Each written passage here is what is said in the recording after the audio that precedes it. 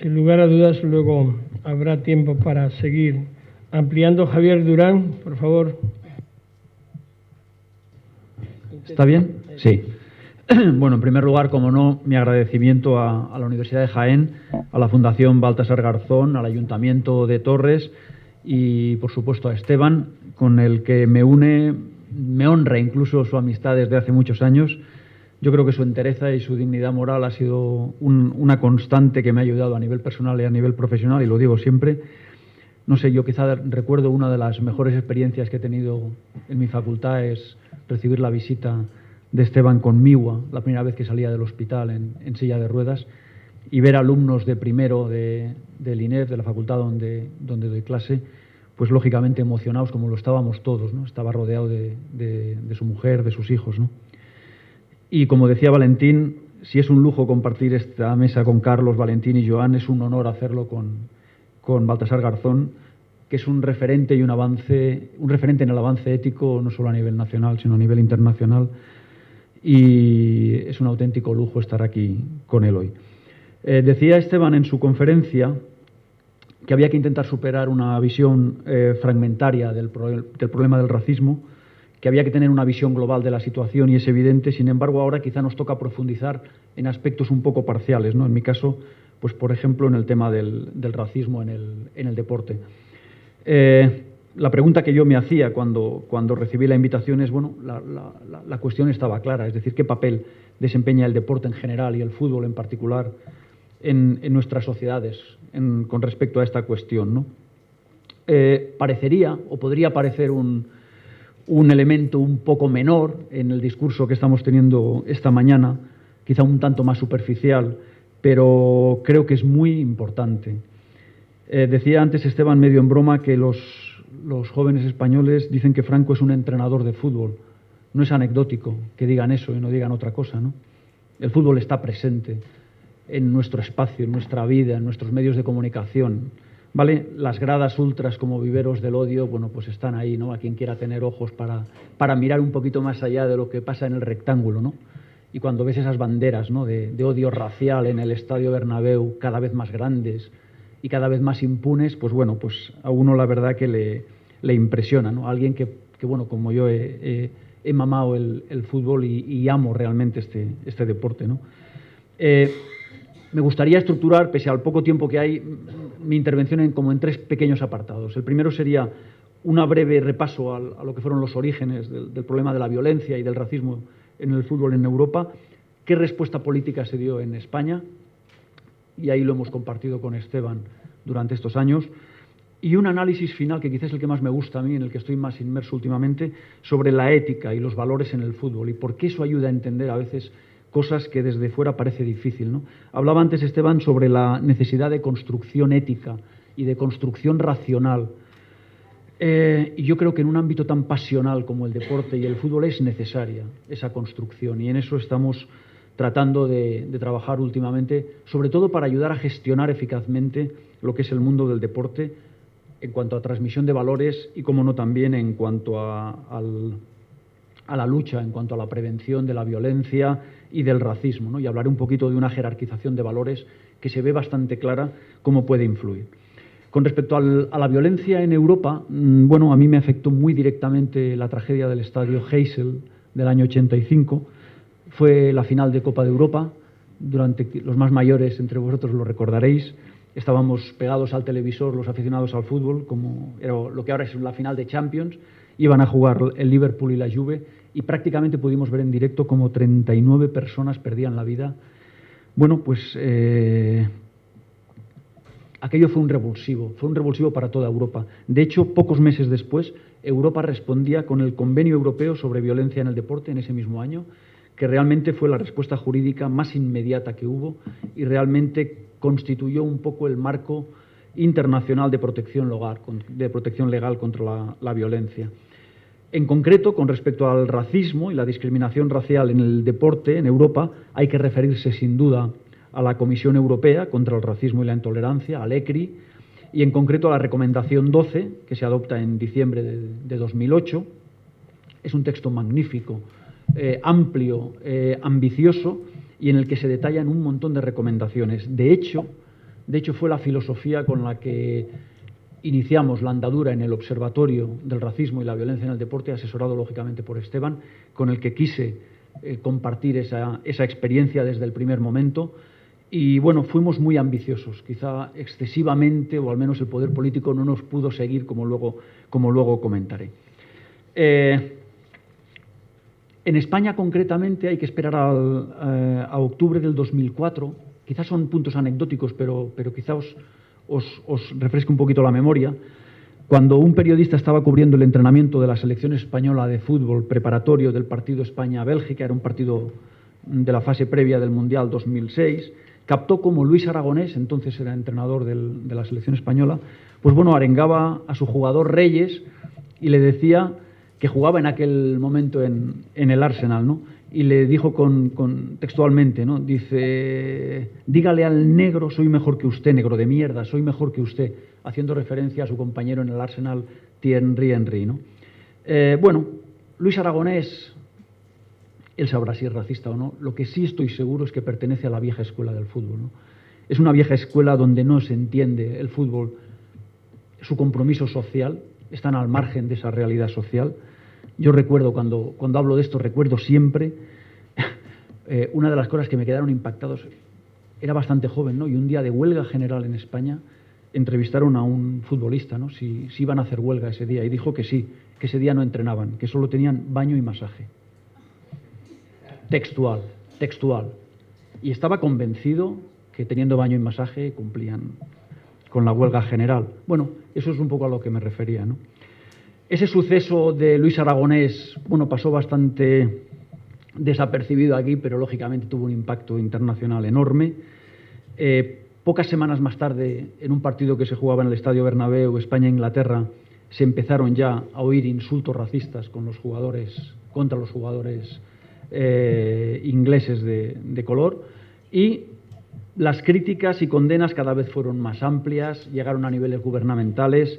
Se hablaba de que cómo era posible que no se destituyera prácticamente a la plana mayor del ámbito del fútbol en España. Y bueno, de alguna manera la alarma social de alguna forma ya se había disparado en nuestro país, ¿no? El racismo en el deporte de alguna forma se convertía ya en un problema político en España, ¿no? Comentaba antes Esteban, ¿no?, el caso de Eto'o, que fue paradigmático, cuando Eto'o prácticamente hace un amago por dejar el partido ante los insultos que estaba recibiendo. Y bueno, aquello hizo que se tomara conciencia, y bueno, pasaron apenas unos meses donde en España se crea el Observatorio del Racismo y la Violencia en el Deporte. Tuve el honor de presidirlo. Y como os decía antes, bueno, conté con Esteban desde el principio. Yo lo dejé claro que si querían que lo presidía, yo lo presidía, pero quería tener a Esteban, porque eso me garantizaba algo, que no nos quedábamos en el ámbito del fútbol, y eso para mí era muy importante, porque el mundo del fútbol siempre tiende a minorar el rango del problema. Yo sabía que con Esteban la contextualización del fenómeno era un hecho. Y bueno, iba a incidir en varios aspectos legales, pero bueno, viendo entre los materiales que tiene Movimiento contra la Intolerancia, tiene, por ejemplo, el número 6, que es contra el racismo y la intolerancia en el fútbol, recomendaciones y legislación, que es magnífico y está ahí prácticamente todo cubierto. Pero bueno, deciros que empezamos con una enorme ilusión, que por destacar algunos aspectos, pues bueno, deciros que fijaros hasta qué punto éramos ambiciosos, que en el marco del texto, de lo que fue la ley del deporte, se hablaba incluso de la regularización de las hinchadas, y eso era extraordinariamente importante. No cabía ya el anonimato, queríamos que los clubs dieran nombres, apellidos, nos dijeran quiénes estaban en los fondos, como se sabe de cualquier espectador que está en otra zona del estadio, ¿no? Bueno, como decía antes Valentín, a veces al Estado no le interesa mucho hacer censos y estadísticas exhaustivas. Una de las cosas más bonitas que nos pasó en el tiempo que duró el observatorio prácticamente fue, pues bueno, las sinergias que se crearon dentro de él. Estuvimos trabajando codo con Aficiones Unidas, que es una asociación que acoge a los aficionados, diríamos, pacíficos, pero os podéis imaginar hasta qué punto, cuando con motivo de partidos de fútbol hacen hasta comidas de hermandad donde se reúnen con las aficiones del equipo contrario, incluso a veces con la propia presencia de los árbitros. Os podéis imaginar, ¿no? Pero, sin embargo, el Estado muchas veces ningunea este tipo de asociaciones, precisamente porque no son violentas, y da el máximo protagonismo precisamente a los grupos ultras por su peor comportamiento, ¿no? Entonces, bueno, a raíz de esas sinergias, pues bueno, se planteó incluso hacer un estudio, un mapa, sobre la presencia de grupos ultras en todo el fútbol español, primera, segunda división, incluso categorías inferiores. Pero claro, como decía antes Valentín, eso hubiera disparado los casos de racismo en el deporte, ¿no? Ahora se quedan con 115, 120, 130 según los años, pero bueno, hablar de 130 o hablar de miles de casos, pues bueno, la cosa muchas veces pone en evidencia que el poder político lo que quiere es responder a una alarma social, hacerlo presente, venderlo a los medios de comunicación y luego no haber realmente una continuidad, que eso es lo que estamos un poco padeciendo, ¿no? Bueno, otra de los objetivos importantes que nos planteamos era también el protocolo de actuaciones que se firmó en el Consejo Superior de Deportes. Hubo una serie de limitaciones que yo creo que sí que es importante tenerlo en cuenta, porque ha fracasado, ¿no? Y lo decía ya la propia ECRI en sus recomendaciones cuando los estados ponían en marcha pues, organismos como el nuestro, ¿no? Decían sobre todo que debían estar regulados en un mandato legal, eso lo conseguimos, el observatorio está recogido, pero a pesar de eso, incluso el poder político nos ha ninguneado, nos lo ha anulado prácticamente. ¿Por qué? Porque también decía la ECRI que era necesaria la máxima independencia política, y eso nunca lo tuvimos, y la máxima independencia económica, que tampoco lo tuvimos. Y a pesar de eso, pues bueno, hace pocos días en el Consejo se decía que el observatorio dejaba de funcionar como medida de ahorro, como si hubiéramos gastado mucho dinero, cuando he de deciros que todos los miembros del observatorio no cobraron ni un euro en una sola dieta, venían, hacían sus viajes por amor al arte y por amor a la lucha contra este tema. Pero bueno, tuvimos que ver eso. Y llego al punto final, que quizás es el que más me apetece, que es el tema de la ética y los valores en el fútbol, ¿no? Hay una cosa que es evidente, y hoy se ha dicho a lo largo de esta mañana, ¿no? El paso del multiculturalismo a la interculturalidad. Yo creo que Amin Maalouf lo expresa de maravilla. Dice, vivir juntos es cada vez más difícil, hay que reconocerlo, pero no podemos rendirnos. Vivir juntos es algo complicado que necesita ser gestionado con sutileza, con lucidez y con perseverancia. No es algo que aparezca espontáneamente. Dice él, yo no estoy a favor del multiculturalismo en el sentido de que cada uno viva en su gueto. Tenemos que provocar el respeto a la dignidad humana y, sobre todo, espacios de convivencia, espacios de compartir valores, de compartir experiencias. Yo, al hablar de esto, a mí a la mente me viene el juego deportivo, el fútbol, como lugar de juego compartido entre niños, entre adultos, entre jóvenes. Yo creo que es difícil encontrar un lugar, diríamos, donde se pueda luchar tanto frente a los prejuicios racistas, ¿no? Leía no hace poco que el abrazo de dos niños diferentes después de un gol es el mejor antídoto contra el racismo y contra la intolerancia, ¿no? Y es verdad, ¿no? Ese abrazo espontáneo que se da en un campo, en un terreno de juego, ¿no? Cuando uno está en una ciudad como Madrid y de repente ve ligas de ecuatorianos jugando sus propias ligas, o ligas de bolivianos jugando sus propias ligas entre ellos, con cientos de equipos, o ligas de marroquíes, o ligas de senegaleses, uno entiende que cuando alguien es inmigrante tenga que buscar en su tiempo de ocio espacios entre los iguales, lo entiende. Pero también uno se pregunta si algún día no echaremos en falta no haber sido más drásticos en este intento de utilizar el deporte como una herramienta de integración real y de interculturalidad. Esa es la diferencia entre multiculturalismo e interculturalidad. Multiculturalismo es dejar que hagan sus ligas, e interculturalidad sería coger a esos niños que están viendo jugar a sus padres y decir, ahora vamos a hacer una liga todos juntos. Y no los senegaleses contra los marroquíes, sino parte de senegaleses y parte de marroquíes y parte de bolivianos frente a otro grupo o otro equipo deportivo formado por esa pluralidad. Bien, decía Esteban en su charla que la importancia de los camaradas, a veces, en los grupúsculos violentos, ¿no? En gente adolescente o en gente joven. ¿Cuántas veces uno piensa si ese papel del camarada del grupo deportivo, del grupo violento, no podría estar sustituido por un grupo deportivo, ¿no? Muchos de esos jóvenes son jóvenes que les atrae enormemente la práctica deportiva, y a veces una buena gestión de este entorno deportivo podría ayudar muchas veces a limitar ciertas actitudes y ciertos comportamientos racistas, ¿no? Termino muy rápido, ¿no? ¿Cuántas veces se me pregunta una y otra vez, ¿el deporte transmite valores? Porque lo oímos una y otra vez por los políticos. Como decía Esteban, un respeto a la inteligencia, ¿no?